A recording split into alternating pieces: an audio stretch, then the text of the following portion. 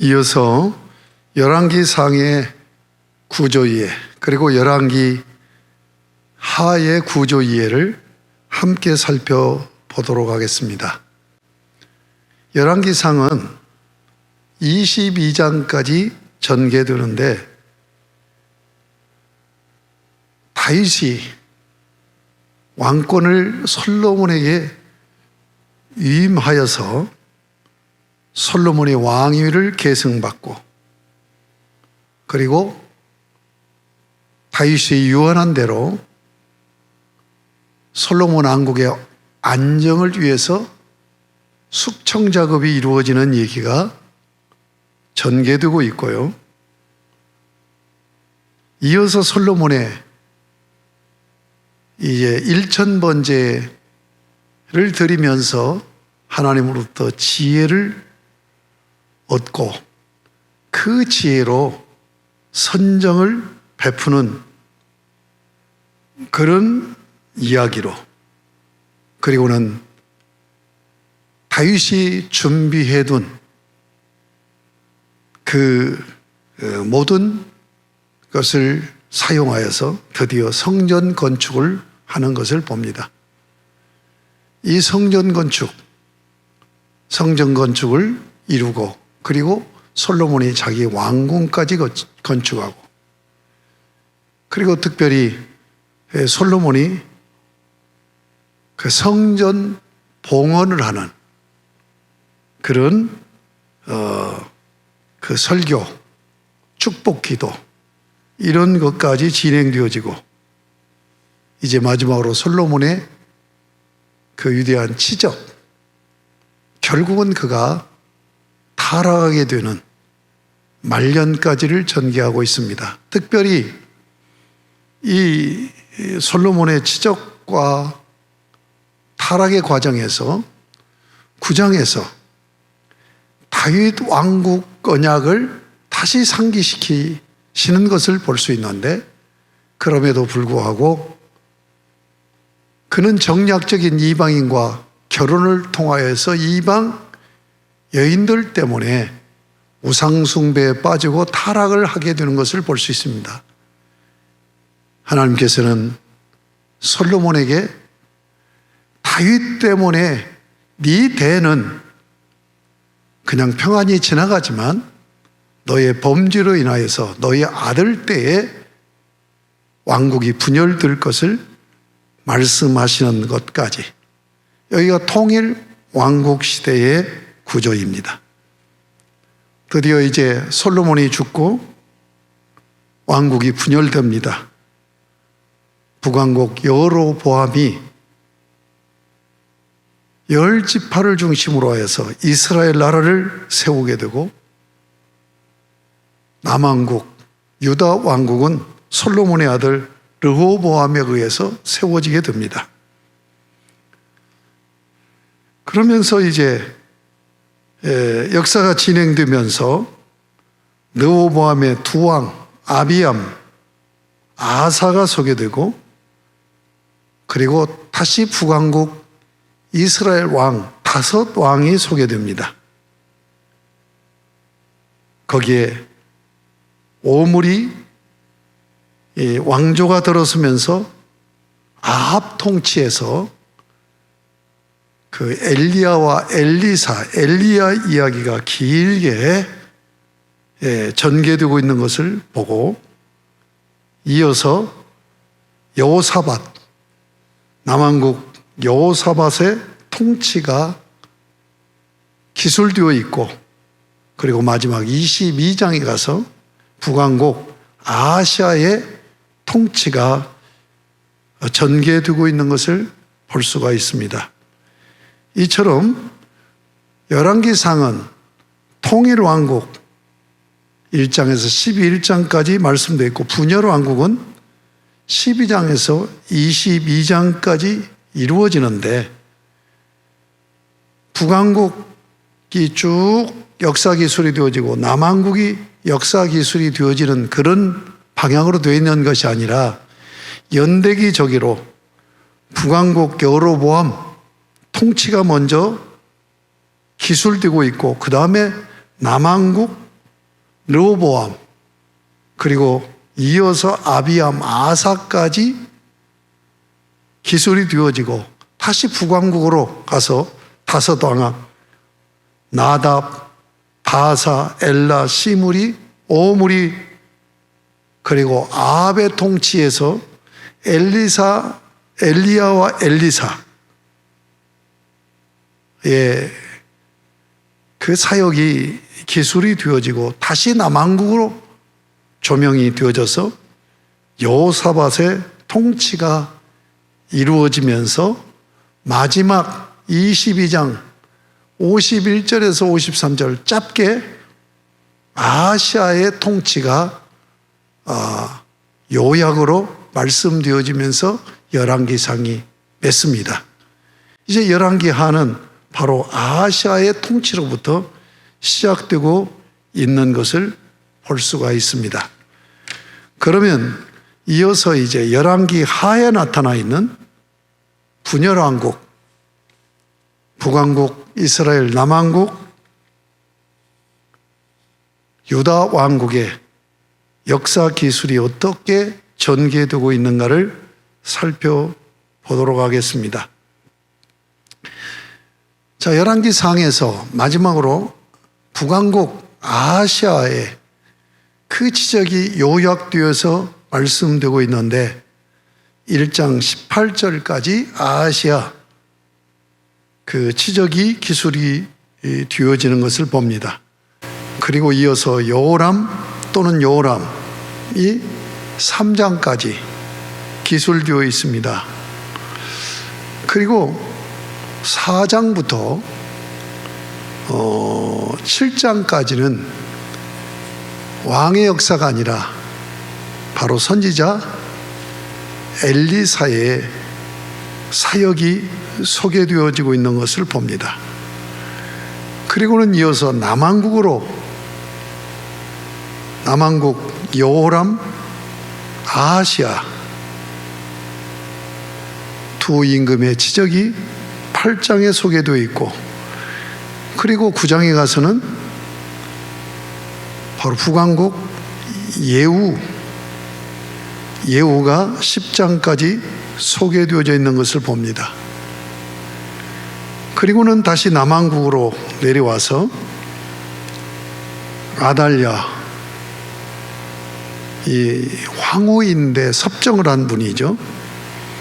요아스 12장까지 그의 지적이 기술되어 있고, 다시 북왕국으로 올라가서 여호아스 13장에서 또 요아스까지 두 왕조가 기술되어 있는 것을 봅니다. 그리고는 다시 남왕국 왕조 아마샤가 기술되어 있고, 또 14장에서 아마샤뿐만 아니라 북왕조 여로보암 2세의 그 치세가 기술되어져 있는 것을 봅니다. 그리고는 다시 남왕조로 내려와서 아샤라, 곧 우시아라고도 하죠. 그리고 요담, 그리고 아하스, 아샤라, 요담, 아하스 역사가 15장에서 16장까지 소개되어져 있는 것을 볼 수 있고,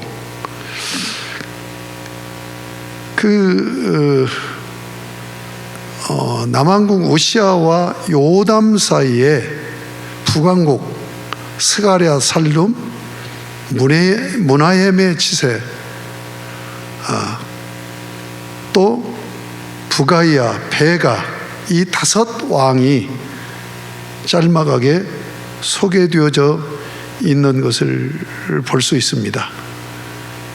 그리고는 이제 마지막 그 북왕국 왕 호세아 시대가 기술이 되어지면서 드디어 722년에 아시리아 제국의 북왕국이 멸망당하는 여기까지 기술되어지고 있는 것을 봅니다. 자, 그리고 남왕국으로 역사의 무대가 옮겨져서 드디어 다윗 임금과 비교할 만큼 위대한 선왕 히스기야 역사가 20장까지 소개되어 있고, 그리고 그의 아들 므낫세의 치세, 그리고 아몬, 요시야, 여호아스, 여호아김,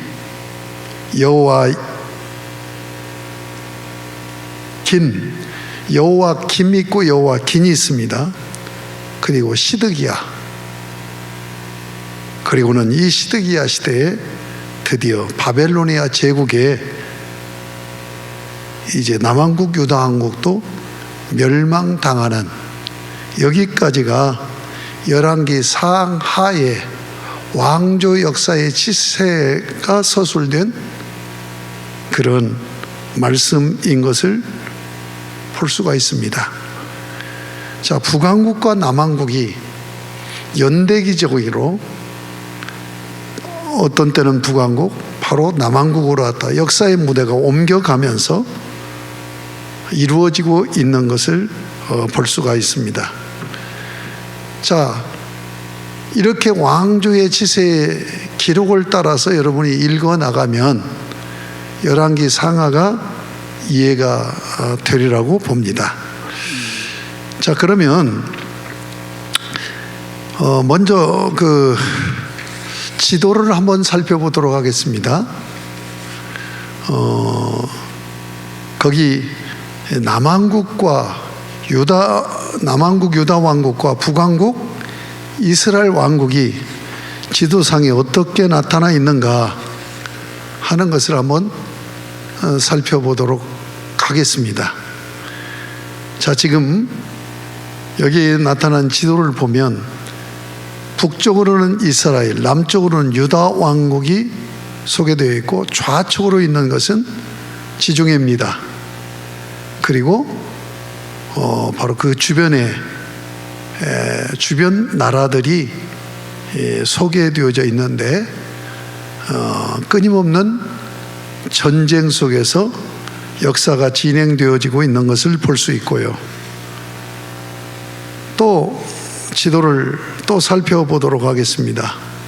그 지도를 살펴보면 북왕국 이스라엘 왕국이 아시리아 제국으로부터 멸망당한 그런 그 지도를 한번 살펴보도록 하겠습니다. 아수르라고 되어 있는데 아시리아입니다. 이 아시리아가 바로 그 페르시아만 위에 있는 지금 이라크, 이란 지역이 되겠습니다.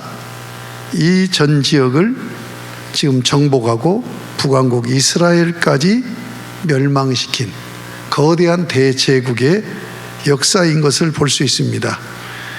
바로 이 아수르에 의해서 722년에 이스라엘이 멸망당했습니다. 그럼 남왕국은 이제 북왕국 그 호세아 왕 때 722년에 멸망당했고, 남왕국은 히스기야에서부터 시작돼서 계속돼서 시드기야까지 역사가 진행되다가 드디어 바벨론 제국의 남왕국 유다 왕국도 멸망당하는 것을 볼 수가 있습니다. 여러분 지도상으로 보면 바로 이 지도상에 나타난 바벨론은 그 전에 아시리아 제국의 영토 거의가 다 그렇지 않습니까? 그래서 아시리아 제국을 멸망시키고 바로 바벨로니아 제국이 일어났는데, 바벨로니아 제국에 의해서 586년에 드디어 남왕국 유다 왕국도 멸망한 것을 볼 수가 있습니다. 재미있게도 이제 남북 왕조로 분열이 돼서 북왕국 이스라엘 왕국은 19명의 왕들이 치세를 합니다. 722년에 멸망당할 때까지 19명의 왕들이 나타납니다.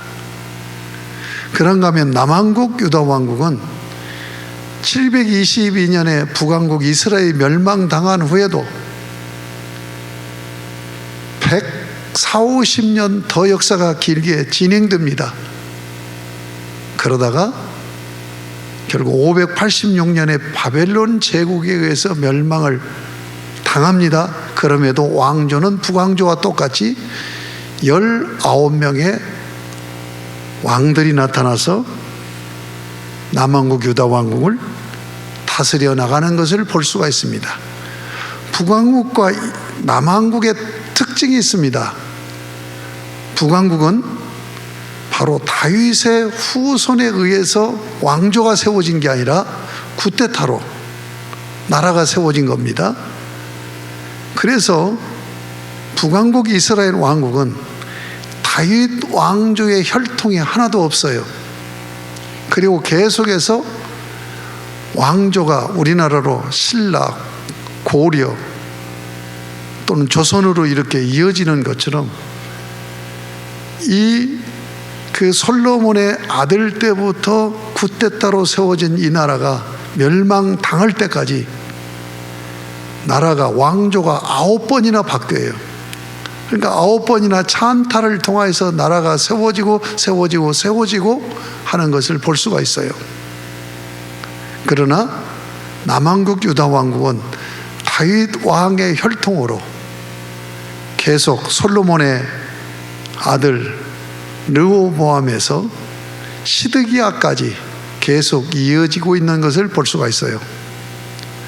여러분, 남왕국 유다 왕국의 역사는 마태복음 1장에 보면은 족보가 나오는데 바로 아브라함에서부터 시작해서 이제 분열 왕국 다윗 왕까지 14대고 다윗 왕조에서부터 분열 왕국까지 14대라고 말씀하고 있는데 바로 그 기간이 해당된다고 말할 수 있을 것입니다. 자, 그 다음에 제가 그 특징, 구조적인 특징에서 말씀드렸던 것처럼 지금 이 열왕기 상하의 역사 기록은 우리나라의 조선시대 왕조실록처럼 사관들에 의해서 기록되었다기보다는 학자들은 확실하지는 않지만 이 역사 기록을 누가 했을까? 선지자 쪽에서 하지 않았을까? 이렇게 이해를 합니다.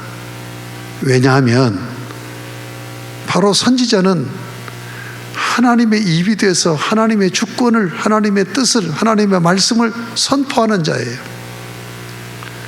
선포하는 그들에 의해서 또 성경이 기록된 것이 선지서들입니다. 열왕기 상하는 그냥 일반 역사의 책이 아니라 하나님의 계시된 말씀이기 때문에 바로 계시의 도구로 세움받은 선지자들에 의해서 기록된 말씀이라는 것을 우리는 기억해야 될 것입니다. 그러므로 왕조 역사를 평가할 때 평가 기준이 여호와의 보시기에 정직히 행하였더라 또는 여호와의 보시기에 악을 행하였더라 하는 평가가 되어지고 있는 것을 봅니다. 북왕국 이스라엘 왕국은 전부 다 그 왕들의 평가가 여호와의 보시기에 악을 행하였다라고 평가하고 있습니다. 남왕국 유다 왕국은 19명 중에 11명은 여호와의 보시기에 악을 행하였다라고 평가가 되고 있고 그 중에 8명이 누굴까요? 북왕국에서는 아사, 여호사밧, 그리고 남왕국에서는 요아스, 아마샤, 아세라, 곧 우시야, 그리고 요담, 히스기야, 요시야, 이렇게 8명은 평가가 여호와 하나님의 보시기에 정직히 행하였다 라고 말씀되어 있는 것을 볼 수가 있고, 바로 이 선한 왕 8명 중에 우리가 눈여겨봐야 될, 우리가 또 그들의 행적을 깊이 또 우리가 잊고 묵상해야 될 분들이 있어요. 바로 다윗과 같이 위대한 임금이었던 히스기야, 그리고 율법을 발견하고 그 율법을 가지고 종교 개혁을 이루었던 위대한 왕 요시야, 이 두 분의 행적을 우리는 주목하여서 말씀을 읽고 묵상해야 될 줄 압니다.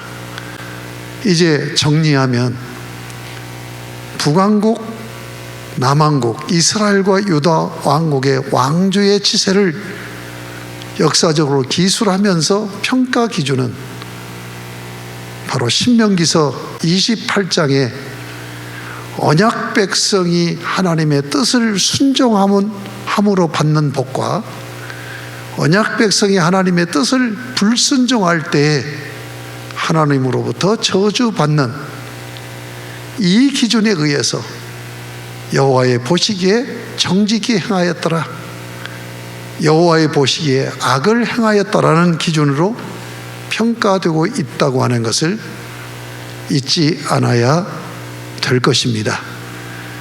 이제 열왕기 상하 역사 기록의 구조적인 특징과 구조적인 이해를 살펴보았습니다.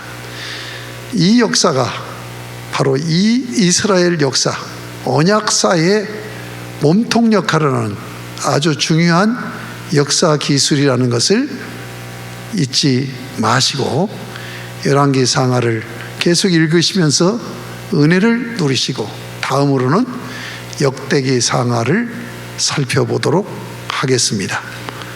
하나님 아버지 감사합니다. 열왕기 상하 열왕들의 역사실록을 기술한 말씀을 하나님의 말씀으로 받으면서 평가 기준이 언약 백성으로 하나님의 뜻에 순종하며 하나님 중심으로 예배하며 섬기고 살았느냐, 그렇지 못했느냐 하는 것으로 평가 기준을 정하고 여호와의 보시기에 정직히 행하였더라, 여호와의 보시기에 악을 행하였더라 하는 말씀으로 평가하고 있는 것을 살펴보게 됩니다. 이 말씀을 읽으면서 과연 나는 여호와 보시기에 정직히 행하는가, 아니면 여호와의 보시기에 악을 행하는가를 살펴보면서 나 자신을 돌아보며 하나님의 은혜 가운데서는 귀한 기회가 될 수 있게 하여 주옵소서. 여호와 하나님 앞에 정직히 행하는 것은 하나님이 정하신 성전에서 하나님을 예배하며 하나님의 주권을 인정해서 그 뜻을 순종하는 삶인 것을 다시 한번 확실히 정리하는 복된 기회 되게 하여 주시옵소서. 예수님의 이름으로 기도드립니다. 아멘.